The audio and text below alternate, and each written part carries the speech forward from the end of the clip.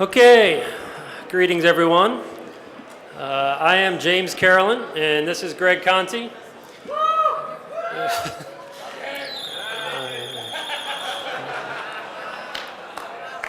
I am from US Cyber Command, and I teach at UMUC's cybersecurity program, and Greg runs the Cybersecurity Research Center up at West Point. So this is Lessons of the Kobayashi Maru.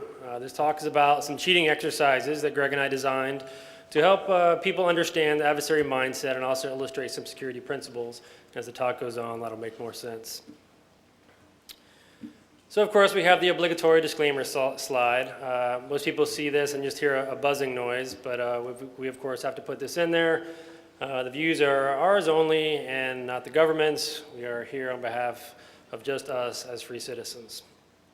For those of you that speak Esperanto, there's a rough translation. So, cheating. Growing up, everyone is ingrained in our psyche that you're not supposed to cheat. And some institutions actually carve it in stone. I wonder, Greg, do you have any idea where this one came from? I've never seen it before. It's from West Point.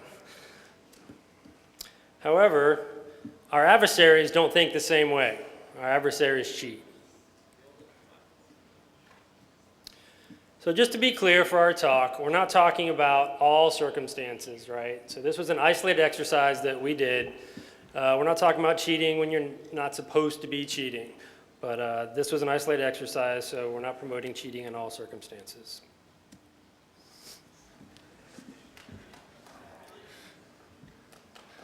So for the two people in the audience that aren't familiar with Star Trek and the Kobayashi Maru is an exercise that occurred during Starfleet Academy training, and it was designed to be an unwinnable exercise. And then Cadet Kirk didn't like losing, so he went outside the rules of the game, and that's important, went outside the rules of the game, changed the rules, changed the program in the computer such that he could win. So he cheated. And this was part of our inspiration, as was for the Naruto fans. You may remember the journeyman exams, where Naruto went in, the questions were impossible, and about near the end of the exam, he realized, I'm not supposed to actually know the answers. I'm supposed to cheat and not get caught. So again, part of the inspiration for this. And what this comes from is the examples you'll see are from 3 iterations of the Joint Advanced Cyber Warfare course, which James and I put together. There's been 80 students through it so far. And it's, again, the idea you get down these people from various walks of life, trying to get them who they've never thought like an adversary, like many of the people in this room are very good at, and how do you lead them down that path? So the idea of the test was to provide an unfair problem, something that they wouldn't be able to achieve through routine studying, and tell them with short notice that they have to prepare for this thing. And in our case, we told them we wanted them to cheat. And we told them the night before. But we also told them that this isn't a blanket exercise, like, oh, okay, you can cheat through the rest of the course because we did this. We wanted to avoid that. And what we chose was memorize or repeat back, regurgitate the first 100 digits of pi. And I know there's probably a couple people in this room that have already memorized the first 100 digits of pi, but not our audience. So we're going to run through some examples of the various cheats that students came up with. Okay, and this is one of my personal favorites. We had them read Little Brother X to teach them about the importance of privacy and electronic civil liberties. And the student here created a false book cover that matched the back of the book to match font size, color, everything, and tacked it on using hairspray. So this was left on the desk, virtually indistinguishable. And we had this was of course text. They had them laying around, and you'd walk right by it. And we thought this was very, very clever.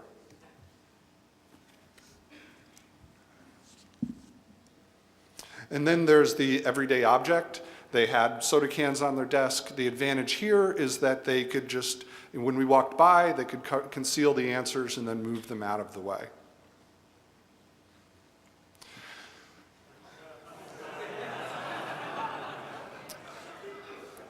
So we don't have we have many examples up here to show you, but we do not have the ceiling tile from the classified facility where this took place. And apparently the student has 20/20 vision. But at the end of the day, the evening before, the student climbed onto one of the desks, reached up to the ceiling tile and wrote the answers on the edge. And then somehow, during the exam with their 20/10 vision, were able to read the answers back the next day. And if anyone's going to take this class in the future, the answers are still there. We had the obligatory name signs on the desk. One student took it home, made up the exact match, except they printed in fine print on the back, just the answers in very light gray fonts. And this was another favorite because they basically hacked the instructors. During class, when we asked for, when they needed paper, they saw us going to the printer. So you can see where this is going. They pre-positioned the answers in the printer paper tray, asked us for a piece of paper, and we handed them the answers.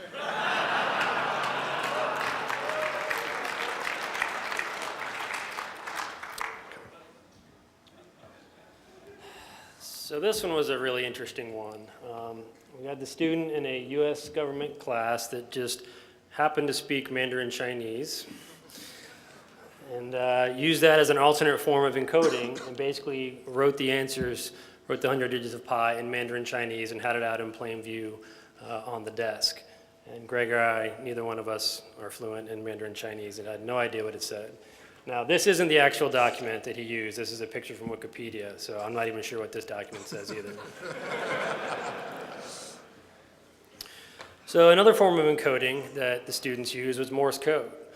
So if you can see up there the dashes and dots at the top of what was actually our class schedule for this particular class, he wrote the answers in Morse Code across the top.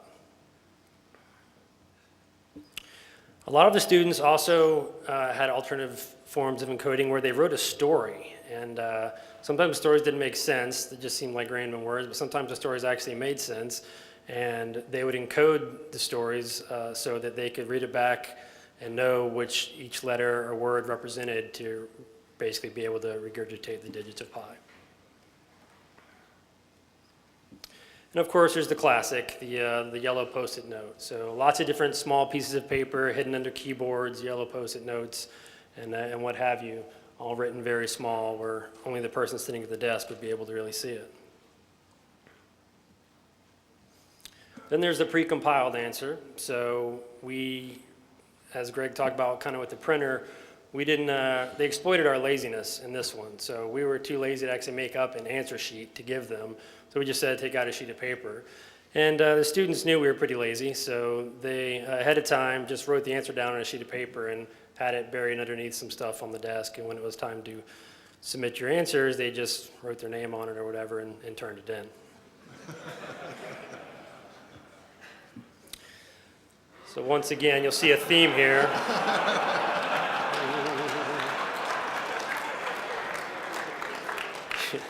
You'll see a theme here of our laziness. So the students correctly assumed that we weren't going to read or check 100 digits for 40 students in each class. So they memorized the first 10, wrote those down, and then wrote 90 random digits. So we did have the students turn off their monitors. We did do that. However, one crafty student came up with the idea of having a PowerPoint, 3 slides, 2 of them were black, and 1 of them had the digits of pi. So, this was a proctored exam. So Greg and I are walking around observing the students, and we would turn one way, and we'd hear a bunch of rustling, of course, behind us. We would turn back, and they would be quiet. And so, of course, when we would turn one way, the student with the slides, we'd be able to flip to the slide. We'd turn back, he'd already flipped to the black side. Slide looked like his monitor was off. So It was pretty funny. Again, behind us was rustling, but in front of us were just people looking like this, contemplating the, the 77th digit of pi. It was pretty funny, actually. So another book we had them read was Cyberwar by Clark. Some of you may have read the book. Some people like the book. Some people don't like the book. But it's good for generating discussion in our class. But one of the students took the book. Of course, you can't see the live. I'm sure you can't see the hash marks in here, but you can see them on the slide. And actually just put hash marks on the edge of the pages for the book. And this one isn't encoded per se. If you actually count the hash marks, you'll see 3, 1, 4, 1, etc.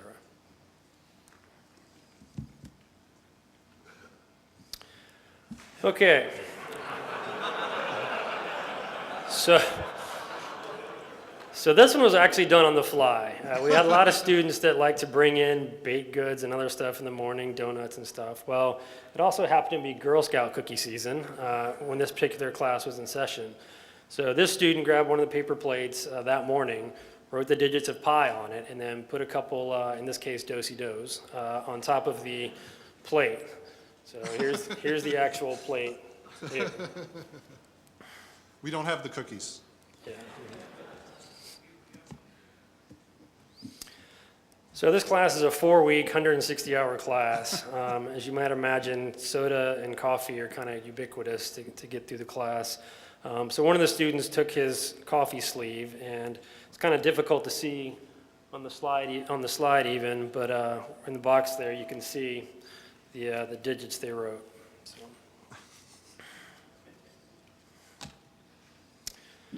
So notebook camouflage. This particular student had a notebook that looked like that. Here's the notebook. And you definitely can't see even on the slide there, but where it's located, if you can barely make out the blue ink inside the box there, is where they wrote it. So the only person who's going to be able to read that is someone right up close to it that, of course, already knew it was there.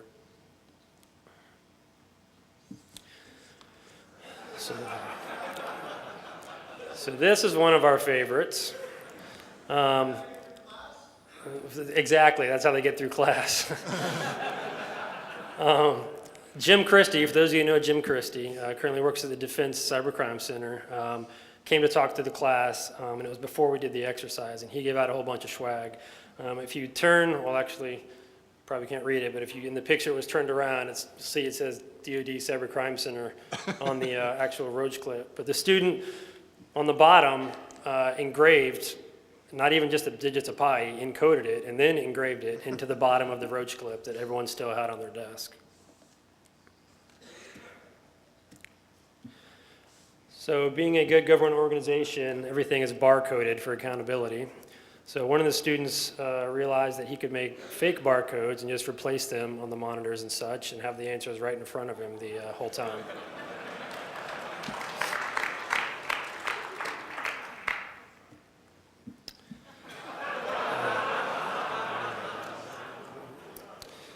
So this student took an actual watch, which he no longer wanted, obviously, and took off the glass face and then put on the face of the watch, again, encoded. It wasn't enough for some of these people just to hide just the digits. They had to encode it and put it on the face of the watch.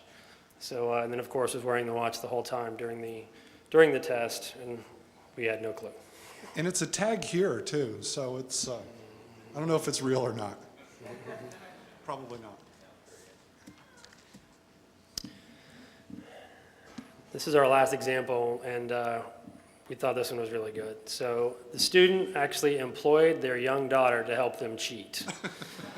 The daughter was actually quite a good artist. This is her original comic, and so she drew the comic, and then you can see what seems to be random symbols on there that, again, once again, the answer is encoded, but he basically had this comic on his desk during the whole time, which is here.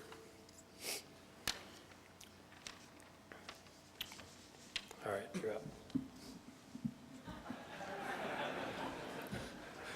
So as we were sitting through the previous talk, and we learned that you can hide things in plain sight inside a Triscuit box. or inside a carbon monoxide detector. There's this amazing, very interesting overlap with what we're talking about here. We were really surprised that we had these mild-mannered people come in, but once we took the rule, took away the norms of not cheating, they were pretty good at it. And particularly the quiet little guy or gal in the back tended to be the best, like the one that would climb, the quietest person in class is the one that would write on the ceiling tiles, for example. But when we thought about it, we did a discussion afterwards about what they learned about security. And some of the things that came out, that cheaters, like adversaries, they exploit trust, both explicit trust and implicit trust. We've already pointed out several examples where they exploit laziness, again, a common failing in security. They exploit predictability and patterns. And they also knew the limits of what human perception, what you can see, the idea of blue ink on a purple background. And they also, you think about machine sensing, like the idea of antivirus systems, they just can't pick certain things up. They used everyday objects, the Triscuit box or the soda can, to hide their information. They look where no one else is looking, and many of the talks this weekend, they're the same thing. The research being presented here comes from people looking where no one else has looked. They have uncommon skill sets and they exploit them. And we haven't covered this, but several of these came from the same student. So they had a primary plan and a backup plan in case, they changed ceiling tiles in the middle of the night or something. So we've got lots of people to thank. We pitched this idea to Mudge and had a good discussion with him, and he was all over it and helped really shape this concept out. So thanks to him. I'd also like to thank our coworkers up there that have been teaching the course, and of course all the students that were involved. Finally, we'd like to thank the good folks of ShmooCon to give us a chance to come up here and present this work. And if you're interested, we have a short paper on it. And if you send us an email, we're happy to send you the link. It may come in handy if if you live in a risk-adverse organization and you're trying to convince them that you want to do this. Maybe this paper would help. And we thought about doing this with all the plebes at West Point, and I pitched the idea, and I got up a couple of layers, but they weren't quite ready to go, 1,200 students a year doing this. But we'll see maybe next year. So with that, are there any questions? How do we contact? The next slide. Oh. The question was, how do they contact us? So, next question. Yes? Not in the session I was involved with. So, when we told them you're allowed to cheat, but you can't get caught. If you get caught, you fail. There were some really good ones where they didn't get caught. There were a couple that were not very good at cheating. We'll put it that way. But we didn't bust them. We let them go through the exercise. But they weren't very good at cheating. But 98% of the class students were. Really, the point was we would walk around trying to raise their stress level. But we weren't really trying all that hard to catch them.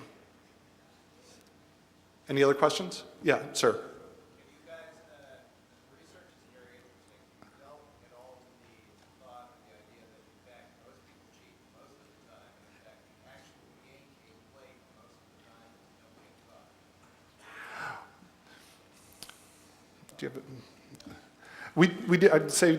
Well, James, go ahead. Yeah. Yeah. So the question is, you said it was interesting research. Have we thought about the fact that really cheating goes on all the time, and the whole object is not to get caught? Is that correct? Okay. So yeah, we've kind of thought about the fact, and that's kind of the whole underlying theme is that adversaries cheat, and with in the case of the U.S. government, we've got a lot of rules and things we have to follow when we're doing cyber warfare type things. And our adversaries don't necessarily follow those rules. So that was kind of the big theme in the course was that, hey, adversaries are cheating. You got to look at it that way, and we got to kind of start thinking out of the box. Okay, maybe one final question. Okay, ma'am? The question was, how much collaboration did we get? We worked with Mudge and to kind of shape the idea, and we just... Oh, sorry. So how much collaboration do we have amongst cheaters? They were pretty much independent cheating, right? Yeah, surprisingly there wasn't, even though we told them you can collaborate on this. Well, a lot of it was probably because we also offered a prize. We didn't mention that. The prize we had, you couldn't really split, I guess, is probably one reason. I just realized it's probably why I didn't collaborate, is parking at the facility we taught at was horrendous, and so we offered a VIP parking pass to the winner of the contest. So. Okay, I'll take one more. How did you judge the winner? I mean, was it Oh, quality or simplicity? Or? how did we judge the winner? So I would think it was a class vote, but some of the metrics were they had a sense for elegance. If it was a good hack, they could sense that. And any other comments, James? No, it was mainly peer vote, but we basically said here's the top 5 that we think, and then had the class. Who was the winner? Well, we've had 3 different classes. So the one in the pilot class, the Little Brother X book cover won. Believe this last class we gave it to the watch. The watch won, and I missed that. What was that? And then I'm trying to remember who the second one was. The cartoon must have placed well too. The cartoon did place well. We had runner-ups, of course, but I can't remember who it was in the second class, actually. Okay, good. So we'll be out in the back in the hallway if anybody else wants to talk some more, and we'll get out of the way for the next speaker. So thank you.